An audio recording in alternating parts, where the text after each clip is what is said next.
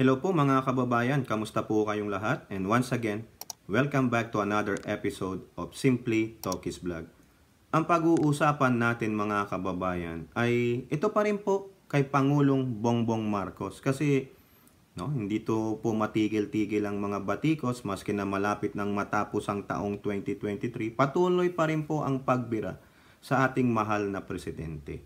Kasi marami pong nagsasabi dyan na wala daw pong nagawa ang presidente. Kumbaga, lipad lang ng lipad, pa-travel-travel, nagpupulburon. Ang ina tong mga talaga to. Tapos sasabihin, ay si Sara Duterte lang ang may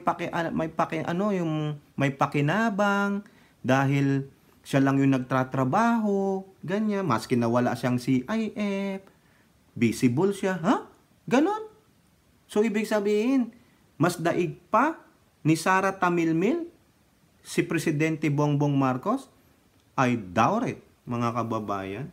Paano naging magaling yung Tamilmil ninyo? DepEd niyan, laki ng problema eh. Di po ba? Naswertihan lang siya na ginawa lang siyang co-vice chairman sa NTF-ELCAC. Sa palagay ko, naawa lang dyan si BBM eh. At the same time, wala siyang masabi sa issue ng West Philippine Sea. Parang hindi niya po kilala ang mga taga-Luzon. Wala siyang pakialam sa mga taga-Luzon. Ang pakialam niya, dyan lang po sa South. Di po ba? Walang pakialam dyan. Sa kayang mga inchik, kamag-anak ko yan. Parang ganun eh. Tamilmil po, kaya tinawag kong Tamilmil eh. Ako, sinuportahan ko po yan, si VP Sara Duterte, lalo na sa kanyang CIF dati. Pero it comes to mind na, teka lang. Mukhang may mali na. Naging po siya, tahimik siya. Yung mga tanong sa kanya noon sa Kongreso, hindi niya masagot-sagot. Sinasabi niya, I let my undersecretary answer the question, ganito. Tapos patweet-tweetams, Very immature pa. Diba? Tapos bilib na bilib kayo dahil nanapak lang ng sheriff. Ganun po ba yon? Wala, hindi eto ang good news. Ito yung ginawa ng inyong walang kwentang presidente. Yung walang nagawang presidente, Eto, mga kababayan. Bago tayo pumunta dun sa isang good news na ayaw din kilalanin nitong mga asong ulol na mga Duterte fanatics, Biro, ito lang latest, mga kababayan.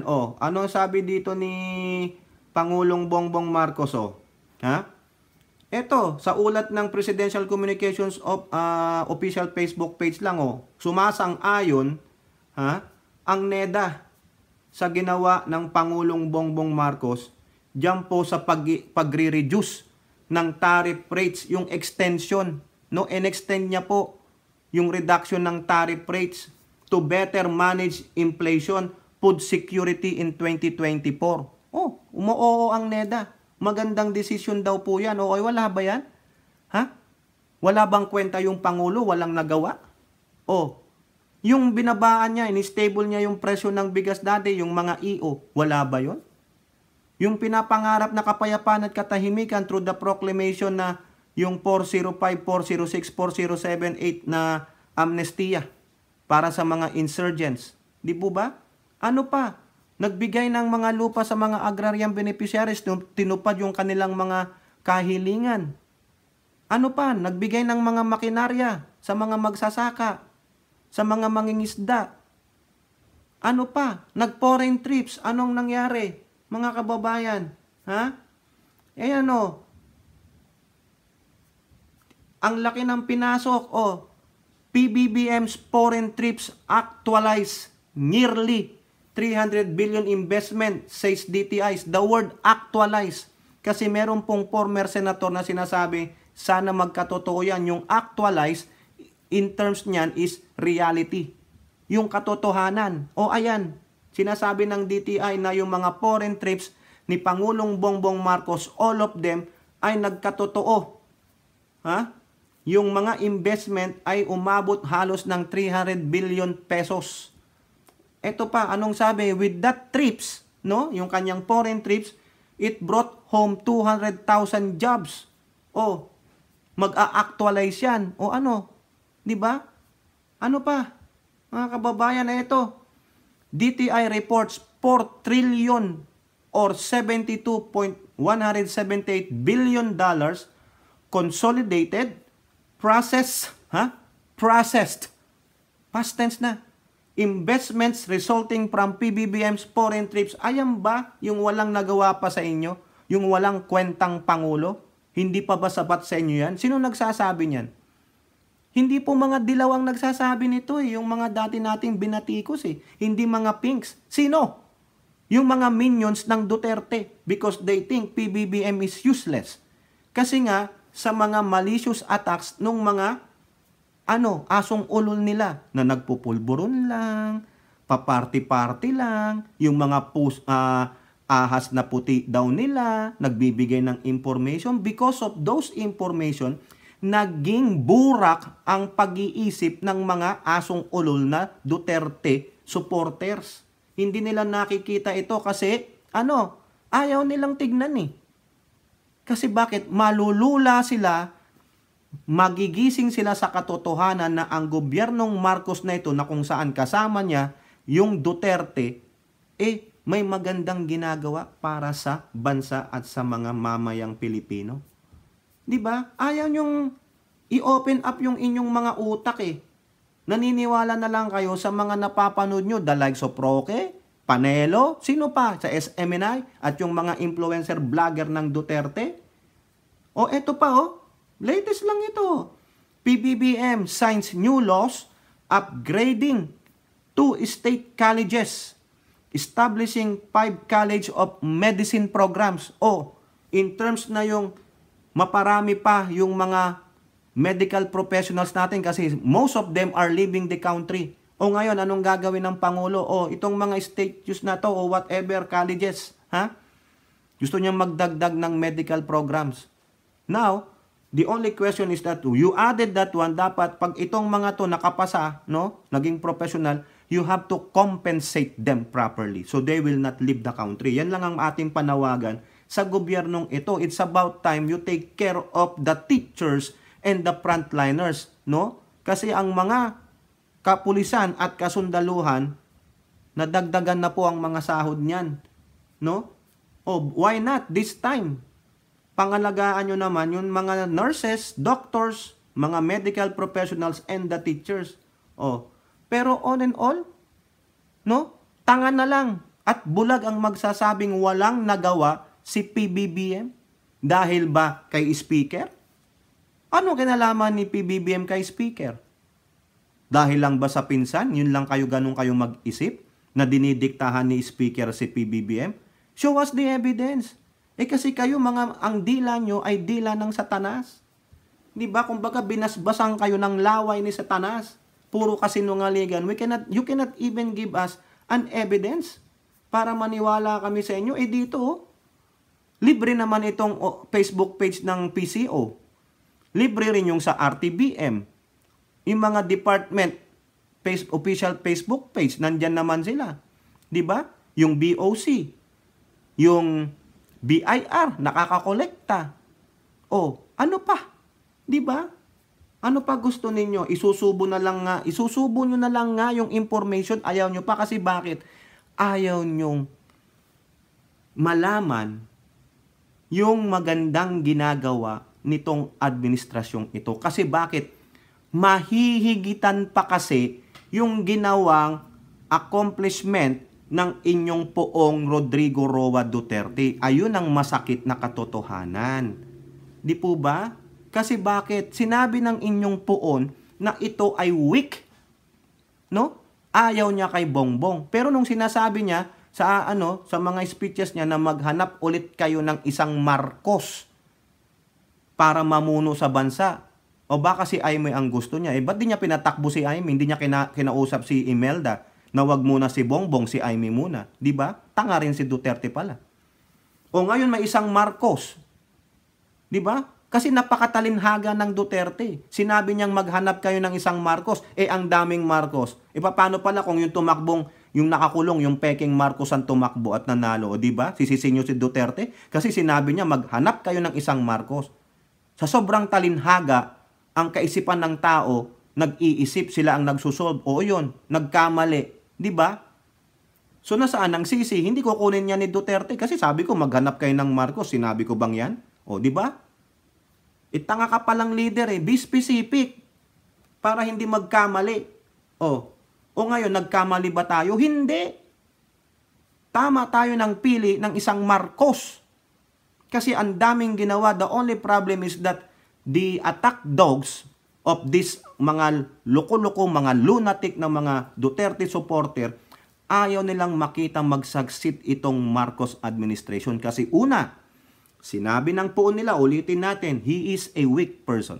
He is a spoiled brat. Nag-iisang anak na lalaki. Yun yung mga negative. Pangalawa, ayaw nilang mahigitan ni PBBM yung accomplishment ng kanilang poon. Kasi bakit? Mababasag yung una niyang naratiba. That he is weak, is spoiled, at nag-iisang anak na lalaki. Eto pa ha, sampal ito sa kanila. Ito. Unahin natin itong balita sa PTV. Ha? Salamat po PTV. 29 seconds video lang. Ito, napakagandang balita nito. Mga kababayan, panoorin po natin. Halos nabayaran na ng gobyerno ang utang na dapat bayaran ng bansa ngayong taon. Ayon sa Bureau of Treasury, 1.55 trillion pesos ang program debt simula January hanggang October. Mula sa halagang yan, 95% na ang settled. Ibig sabihin, 1.48 trillion pesos na ang nabayaran ng Pilipinas. As of October, halos 14.5 trillion ang national debt ng bansa. So yan po, mga kababayan. Ibig sabihin, because of good governance, no? Lahat ng mga pinagkagastusan accountable. Kasi 'di ba kung maalala nyo, inadmonish, no? Pinuri ni Angara ang Office of the President na budget sa hearing nila. Very detailed ang lahat ng pupuntahan ng pera. Ayun lang yung aking assumption. Di po ba? Kung bakit tayo, itong gobyernong ito, nakapagbayad na ng 1.48 trillion pesos sa mga pinagkakautangan. Di ba? Pero, nandun pa rin yung utang natin. Aabot pa rin ng 14 trillion. Pero at least, nagbabayad tayo. Ganon din po ba ang binabayad ng inyong digong administration noon? Pinakita ba na nagbayad? Hinanap ko po kasi. May nakita ako 300 billion lang. So, sinisisi pa nila na lumobo ang utang natin dahil ang laki na naman ng kukunin. Gunggong pala kayo eh. Ano ba yung starting point na numero ni PBBM nung siya ang humawak na ng gobyerno? Di ba sinasabi nga si Digong ang laki ng inutang?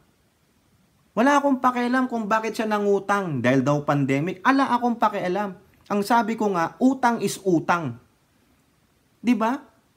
Iniwan niya kay PBBM yung inutang niya. Tapos isisihin nyo si PBBM, bakit ang laki na ng inutang natin? Oh now, granting that, sinalo ni PBBM lahat. Narinig nyo bang nagreklamo siya? Sinabi niya bang hindi, utang pa yan ni Digong? Hindi, wala. Tinake niya. Kahit na ano pang babato nyo, tinake niya. Diba? Sabi ng mga dilaw, laki na ng utang natin eh. Ilan dyan yung kay Digong? Ilan dyan yung sa mga previous administration na sinasalo ni PBBM? Di po ba? Do the math. O ngayon nagbayad, ano masasabi ninyo? O ayaw nyong marinig na naman. Na at least sinasabi nyo na nanakawin niya lang. O yan, no? Di ba? Ninakaw ba? Trilyon ang usapan dito, mga kababayan. Trilyon. O, saan pinunta? Ibinayad. O, ito, tingnan natin tong ulat dito sa Philstar Global. Ha? Nung December 26. No? Inantay ko lang po yung mga iba pa kasing news eh. Debt payments soar to 1.48 trillion pesos. Debt payments, meaning bayad utang. Okay? So, tama yung news. 1.48 trillion pesos nang ibinayad.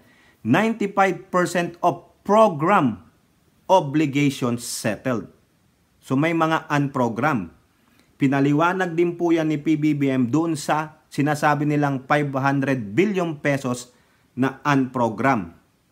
Ha? Kasi Yun daw po ang itatap na pondo just in case there are certain emergencies na wala ng pondo para dun sa ganun.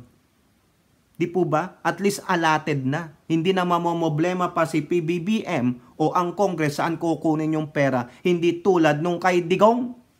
Di ba namoblema si Digong nung pandemic? Wala na ngang pera. Sabi niya, ubos na ang pera ng kaban ng bayan na inutang nila for that particular year. Ano ginawa? Utang ulit. Di ba?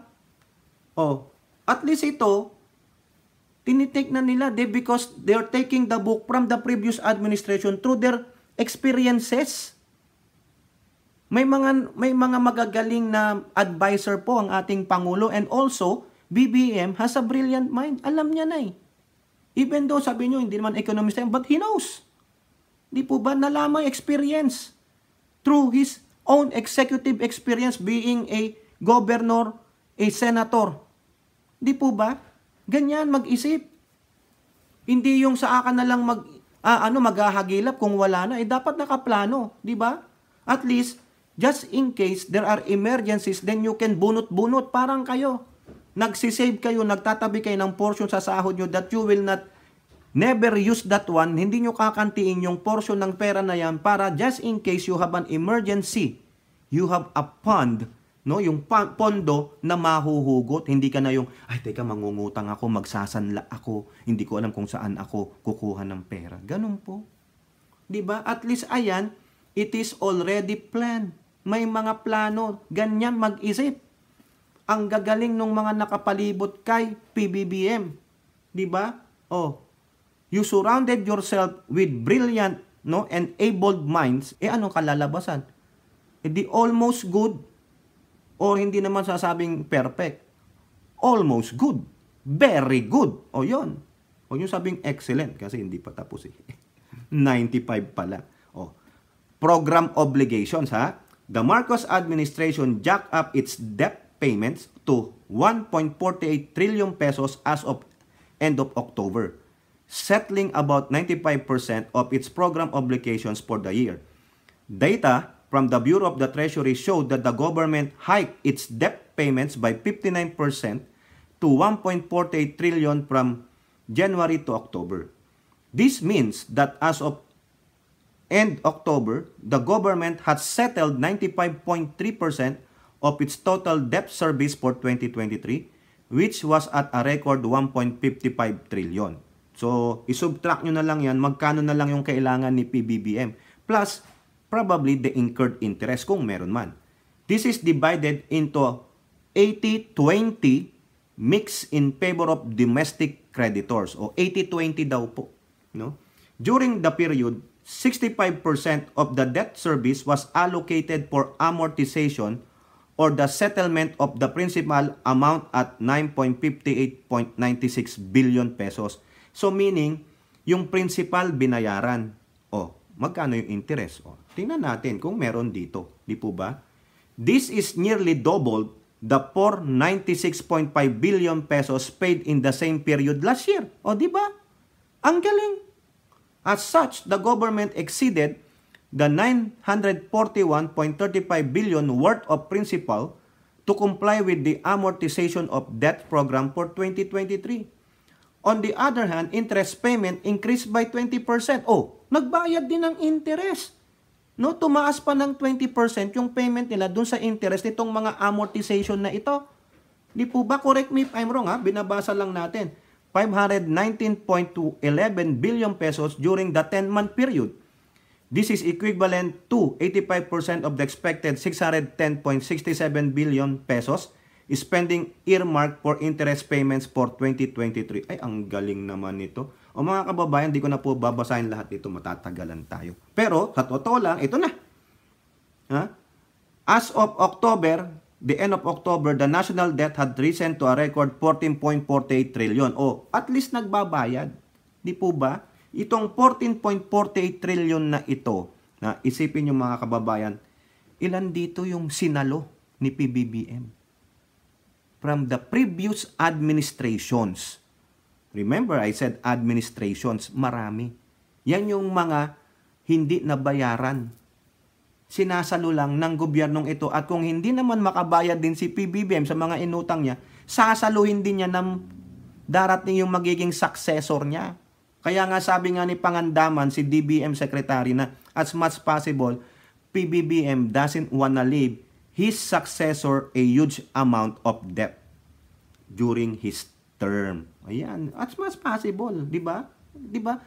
Masakit ito sa pandinig ng mga dilaw, ng mga pengs, ng mga Duterte. Mga hinayupak kayo. No? Akala nyo nanakawin ng Marcos? Ayan ba yung sinasabi nyong magnanakaw? No? Wala na yung linya nung magnanakaw ngayon kasi binasag na po kayo ng sino ba yung mga nagja-junk ng mga cases ng PCGG? Sandigan o Ombudsman? Sandigan Bayan, di ba? Oh, wala na eh. Wala na yung naratibang Marcos Plunderer magnanakaw eh. Di po ba? Wala na rin yung, palagay ko, history na yan. Yeah, let it be. Sinulat na yan, nandyan na yan. We will not revise the history na sinasabi ng mga dilaw dati. O ngayon wala na, nanahimik sila. Because they find out in actuality that this Marcos, who is now the president, is doing the reverse thing na sinasabi nila.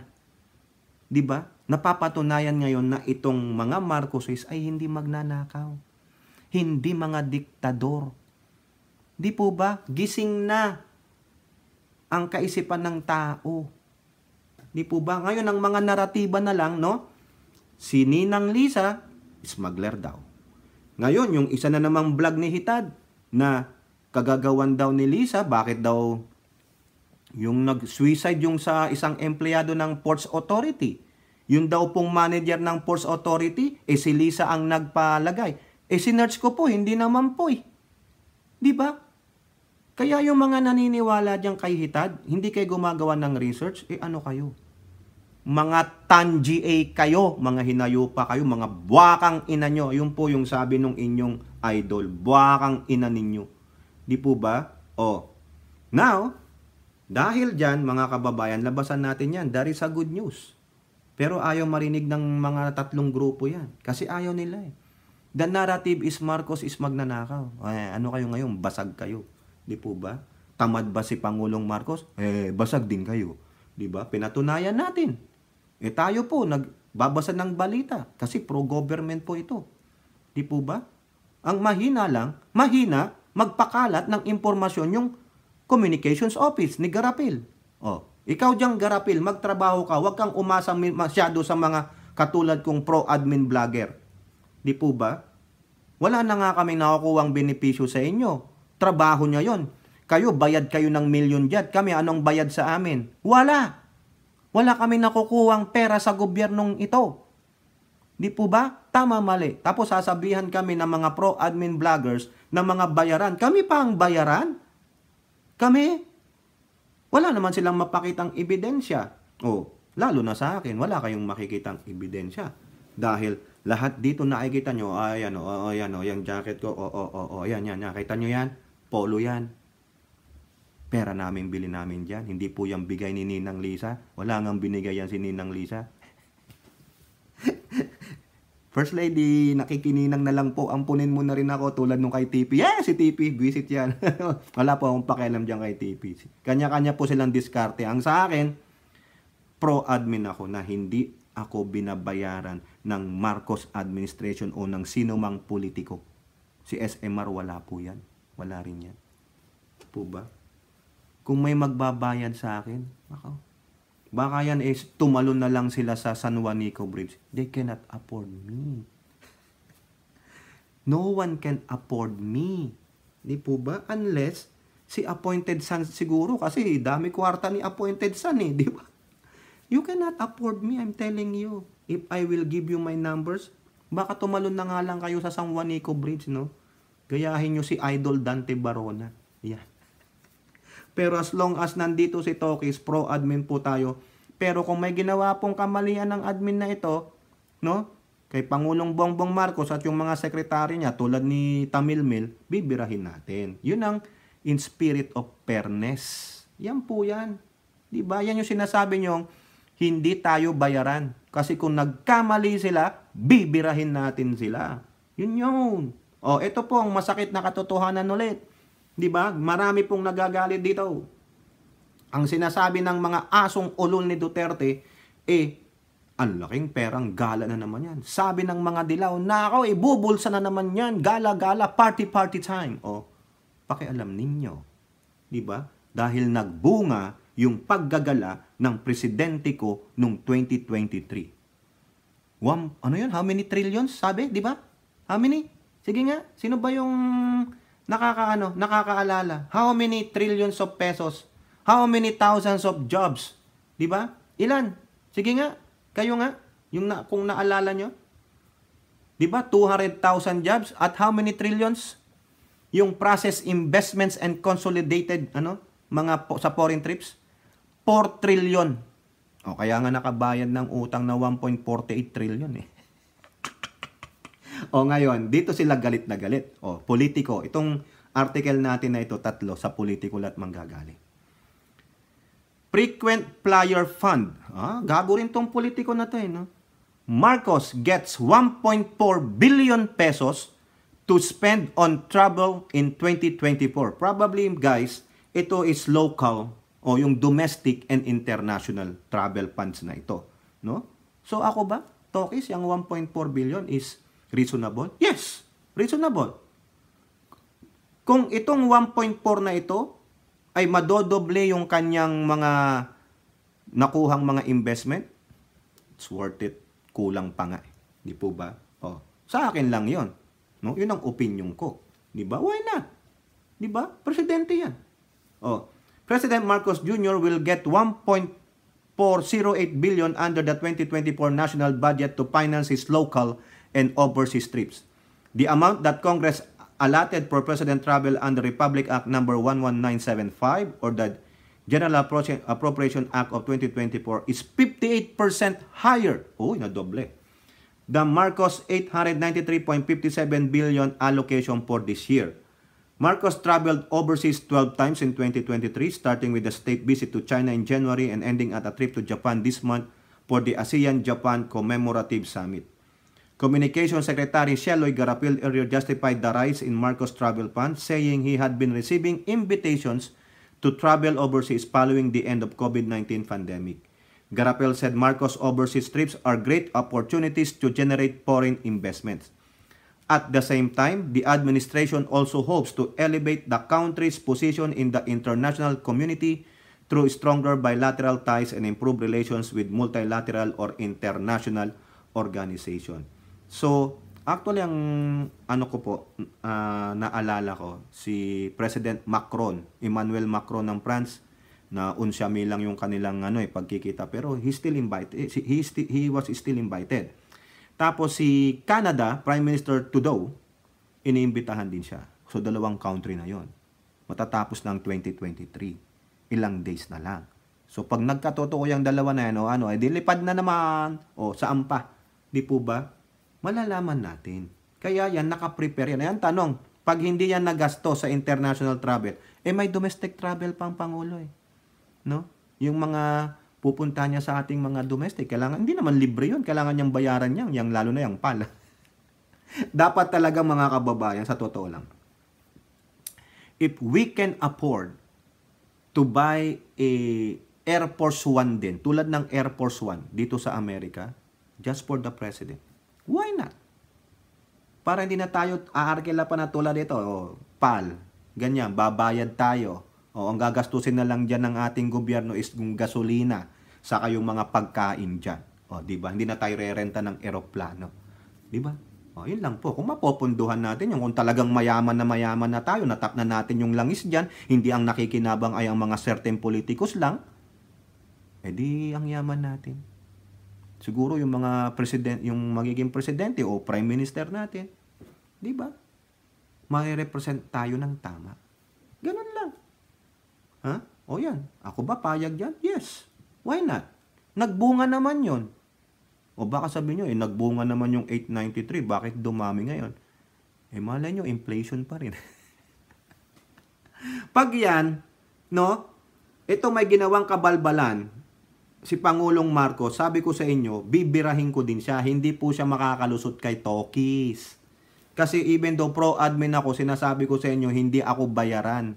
Di ba nga, si Sara Duterte, di ba, admin yan? O, mali-mali sa DepEd. O, binira ko siya. Hindi siya makapagsalita sa West Philippine Sea even though she's not a president yet. Sabi ng mga kasama niya, no, you're still the second.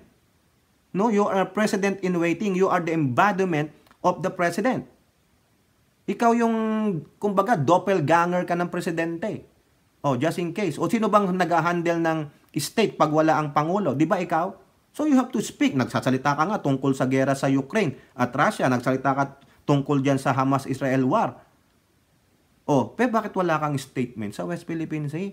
Ano po bang statement ni Sara Duterte? O ayan po. Sa West Philippine Sea. Ayan, pakinggan ninyo.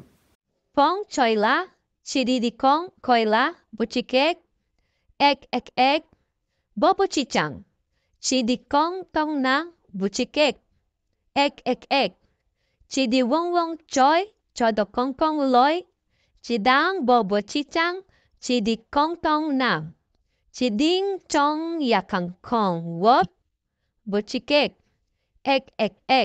O, di ba? Yan. Nananatiling ganyan hanggat wala siyang official statement.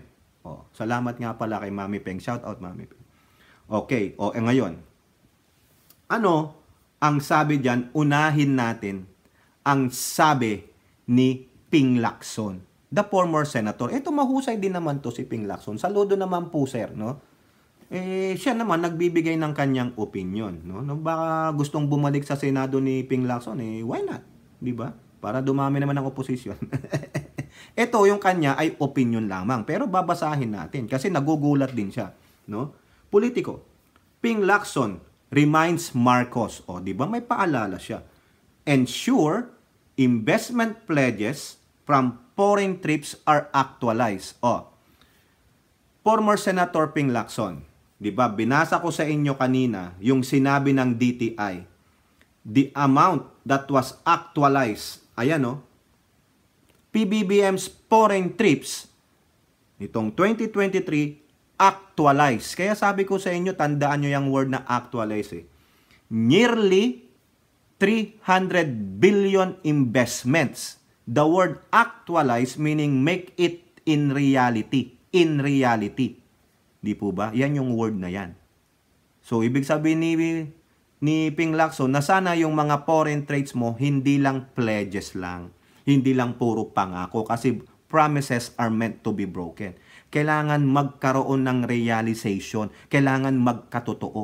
Ano ang sabi ng DTI yung trip niya noong 2023? Nearly 300 billion pesos investment that were actualized. Nagkatotoo. Ha?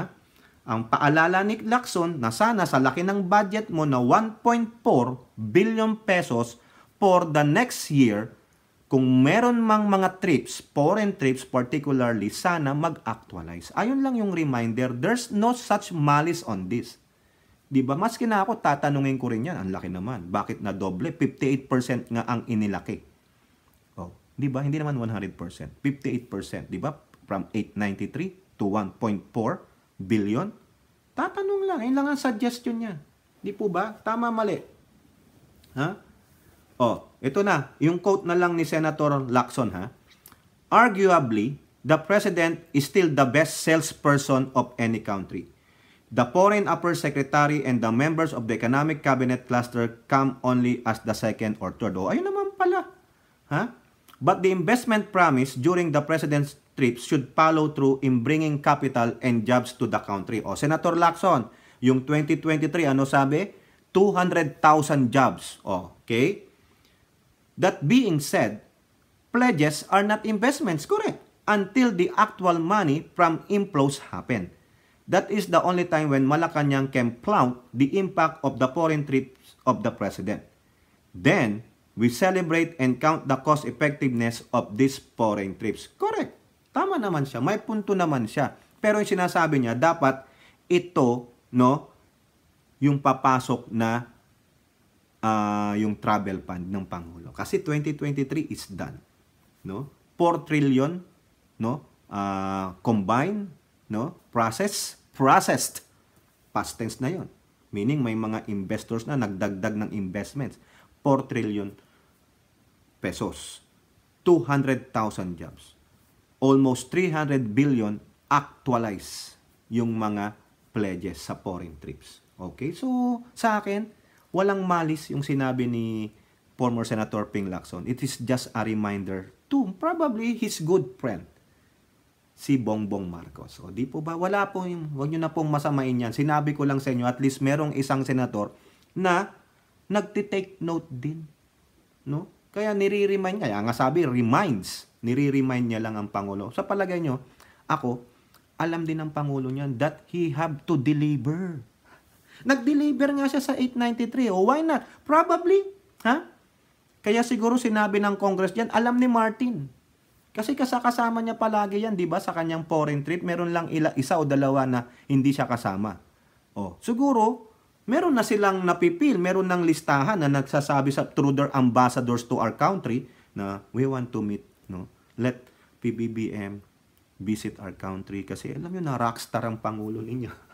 He have the guts to stand against the China. Oh. Di ba? Now, last article natin. Ito, hindi nyo rin masisisi. Kasi, parte siya ng oposisyon sa Senado. Siya nga ang minority leader, si Coco Pimentel. Ano lang sabi niya? Siyempre, nega-nega para lang sabihin, I'm still on the opposition. Anong sabi niya? Ito, headline ito. Ayaw mapirmi sa Pinas? Question mark. Coco Pimentel calls out Marcos over 1.4 billion travel fund. Ayan, may hinanakit si Coco. Siyempre, minority leader eh. Senate Minority Leader Aquilino Pimentel III has caution. Kumbaga, paalala din. President Ferdinand Marcos Jr. over his frequent overseas trips saying he might lose focus on domestic concerns. Yan. He was only reacting to the 1.4 billion budget for the President. Okay? Local or foreign missions and state visits stuck in the Office of President's 10.7 billion budget in the recently signed Appropriation Act. Ito po sabi ni Coco. The increase in the foreign and local trips budget is reflected of their plans for 2024. Okay. If the President intends to travel more, then so be it. Okay. But he should be aware that our people's problem are more local than he thinks. So, ang tanong ko naman kay Senator Coco, mawalang galang na po, Senator Coco Pimentel. Sa palagay niyo po ba, hindi alam yan ng ating Pangulong Bongbong Marcos na mas dapat pagtuunan ang local concerns o domestic problem natin than to travel? Sa palagay niyo ba, magta-travel lang ang Pangulo nang walang kadahilanan? Di po ba? Give me an instant. No? Probably one. Yung Formula race. Sa Singapore. Formula 1 race. Pero sinabi niya, I met the billionaires there. May kapit. Just in case. Maawitan niya na mag-invest sa atin. Why not? Pero sa palagay mo, i-ignore niya ang domestic problem natin? No way. Gago kang presidente kung ganun ang gagawin mo. Di ba? Ito pa. He cited the gaps in the country's production of food that can only be fixed by improving the country's agriculture, not by importing. Parang ang layo naman yata nitong sinasabi mo, Coco Pimentel, food security. Sa palagay mo, wala yan sa isip ng Pangulo. Kaya nga, di ba, nagtalaga na siya ng magaling na DA Secretary, si Tio Laurel. Di ba sabi rin niya ni Duterte dati na naririnig niya na ang pangalan na magaling nga. Inaawitan. Siguro hindi niya tinanggap. Pero kasi isa sa mga best buddy ng Pangulo, the President trusts him, that's why the DA should come through. Di ba? Alam ng Pangulo yan, hindi naman na siya ang DA Secretary. The DA Secretary can do his job na kung kailangan niya ng tulong galing sa Pangulo, then doon siya mag-aas. Di ba? Food production means we need to produce more food from our own land. Food importation is not the same as food production. Sa palagay mo, hindi alam talaga ng Pangulo yan. Yun lang yung yung problema mo, walang pulang kwenta. No, yun lang pala nirereklamo mo. Alam ng Pangulo na mas uunahin dapat ang domestic problem kaysa sa mag-foreign trips. Nakita mo ba na nag-foreign trips na iniwanan ang bansa nang wala sa good hands? na nagtalaga siya ng dyan ng mga sekretarya niya na walang alam? Hindi naman siguro mga kababayan, di po ba? Oh, kayo po, ano pong masasabi nyo dyan na sinasabihang wala daw nagawa ang Pangulo? Lalo na yung mga asong ulol ng mga Duterte supporter, ng mga dilaw at pinks. Wala daw, wala. Walang nagawa. No? At binabatikos nila yung nanakawing pera ni Pangulong Bongbong Marcos diyan sa kanyang travel fund. Palagay nyo, nanakawin? Kung ninako, sana hindi na nakapagbayad nung program debt nila. From 1.55, nakapagbayad ng 1.48 for 10 months. Di ba? Oh, di sana, binulsa na lang nila. Trilyon yan eh. Ang laki. Oh, hindi eh. Sabi ni Bongbong, balik nyo yan. Di ko kailangan yan. Marami akong gold bars. Joke lang po. O kayo po, ano po ang inyong masasabi? Comment down below and don't forget to like and share. Hope to see you on our next videos. Bye-bye. God bless.